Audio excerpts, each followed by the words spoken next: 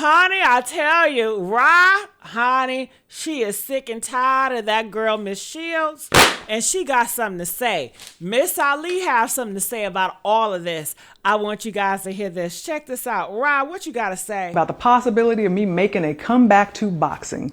And people have had a lot to say, but I have not addressed it until now.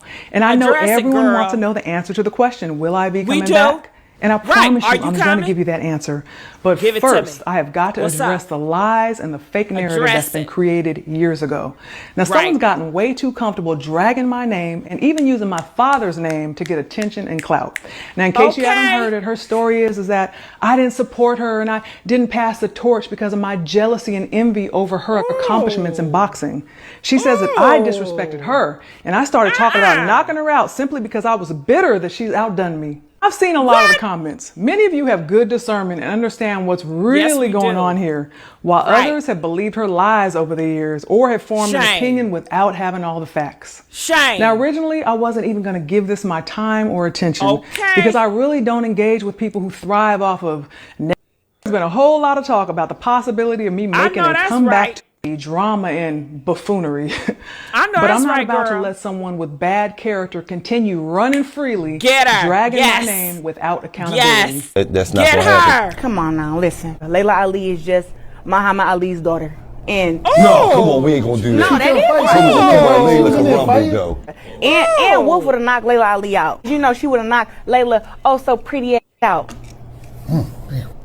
So this right here is the consequence. Now let's hit rewind because we really need to see what's happened over the years, what got us here. Now I'm not about to do the whole he say, she say thing, so let me show you some receipts.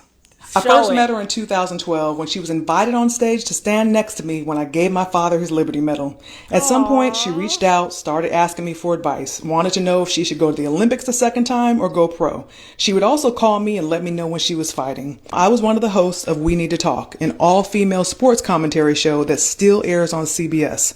I asked drama and buffoonery. I asked the producers if we could do a story on her. They agreed. So I got on a plane, flew to Colorado, and did a full sit-down interview with her. I know that when I was fighting, any of my struggles that I had to overcome or anything that I was upset about, whether it be something personal or something going on in the world, I would use that anger, and take it into the ring with me and channel that energy into the ring. Have you ever done that?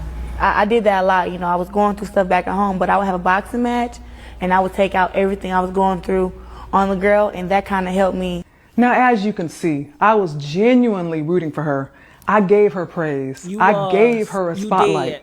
When she asked for advice, I gave her valuable branding advice and boxing advice so she could have long-term success in and outside of the ring. I told her about the challenges that I faced fighting at 168 where there was limited competition, and I suggested that if she decided to turn pro, she should consider going somewhere around 148 where she would have more competitive challenges. I told her she should hire a nutritionist, trim off the producers of that excess body fat and get into elite next level shape. Elite, bitch. I pointed her in the right direction and I had high hopes for her. Whether she decided to turn pro or not, I felt like her future was bright if she played her cards right.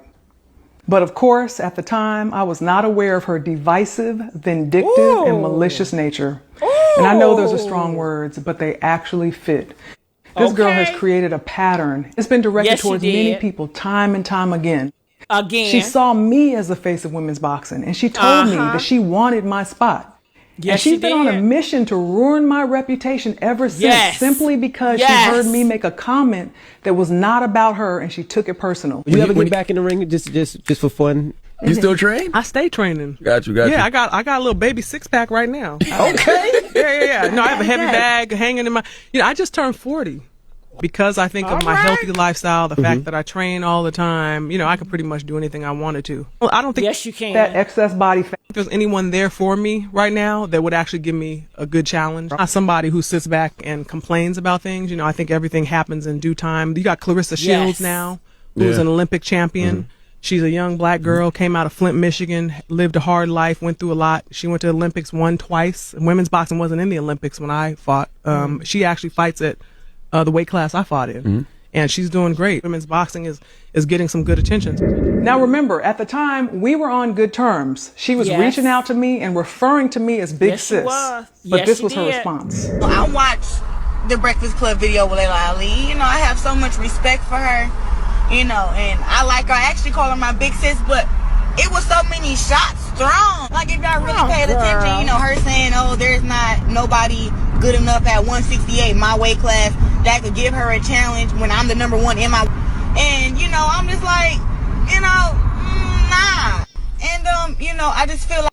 If there's anyone there for me... You know, she gave props where it's due, but, you know, she also spoke on how, you know, what I'm doing for women's boxing is great, but it's not great enough for her. When it's like, we got two different goals and sets in life. You know, me winning 2 Olympic gold medals is just the beginning.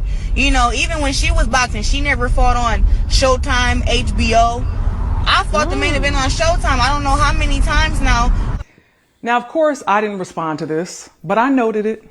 For someone who hardly had any experience as a professional boxer and who was supposedly looking up to me, for her to think that I would even call her name in a conversation about me fighting or making a comeback was silly to me. A year later, I was doing press for my show Homemade Simple on OWN, so I went on Sway Universe, another syndicated national show with millions of listeners. Are you watching women's boxing today? Oh, yeah. You like Claressa? I do. I think that a talented fighter, and she has the opportunity right now. The stage is set, you know, so now, you know, she gave props where now she just has to kind of do her thing. I had Claressa here, right? I asked her who does she think would win and you against you in your prime and her now. And this is what she said. She's not cut like me. She don't take the challenges. Like, she didn't fight against Ann Wolf. I fight against the best and beat the best. And if Laila Ali was to come out of retirement, I beat her too. That's not anything I haven't heard before. First of all, she's supposed to feel like she's the greatest. Absolutely. But just because you think you are doesn't mean you are. Okay. I like to support and uplift people, and I think that on your way up, just do your best not to disparage those that have come before you. First of all, she could never beat me. Okay. Let me just get that straight right now. You want to get that straight, Laila? Let's get that straight right now. Okay. And not simply because she's not strong enough, okay, because I would definitely knock her out, but because she's not talented enough to beat me. Now you've seen what she's been referring to. So she felt justified to go on a tirade and of course her. Now you've seen what she's been referring to. So she felt justified to go on a tirade and of course she's twisted the story over the years and taken my comments out of context. Now, according to her, I just started talking about knocking her out just out of jealousy. Now you've seen what I said, what she said, how this started, and you can see she pitted herself against me in a fight. Now, I know some of this younger generation may not be familiar with me, but I've never been one to just talk about things I can't do. When I said that I would knock her out back in 2019, it wasn't any different than what I've said to anyone who's challenged me in the past. You can go back and look at tape on me. That was not just talk for me. It's what I did. TKO, KO, it didn't matter. I was going to stop you. too. It's a blueprint now on how you make $1 million, even if you don't have the gold medals. The biggest blueprint is build your brand. Oh, she must have forgot years ago she recorded this and said that I gave her the piece of advice that she is now referring to as the most valuable piece of information that you need to be successful. But supposedly I didn't support her and I didn't want to pass the torch. Laila Ali told me to... Respect, it's all love. She's the only one who decided to make herself my opposition. You know what my father would say? She's a generic wannabe. My father would not want to share his name or image with her. She does not represent anything about him in the ring or outside of the ring. Now, many of us, including myself, had high hopes for her. I supported her. I sent her off in the right direction, but she has become a disappointment. She is a horrible representation of both the sport and our culture. It's beneficial. Honey, what do y'all think about that? Comment. I want to know. I want to hear what other people got to say. What you got to say, Daily Hip Hop? Name for clout. Wrong information, honey. Wrong information. Comment. Let me know what y'all think about this, and I'm out. Bye.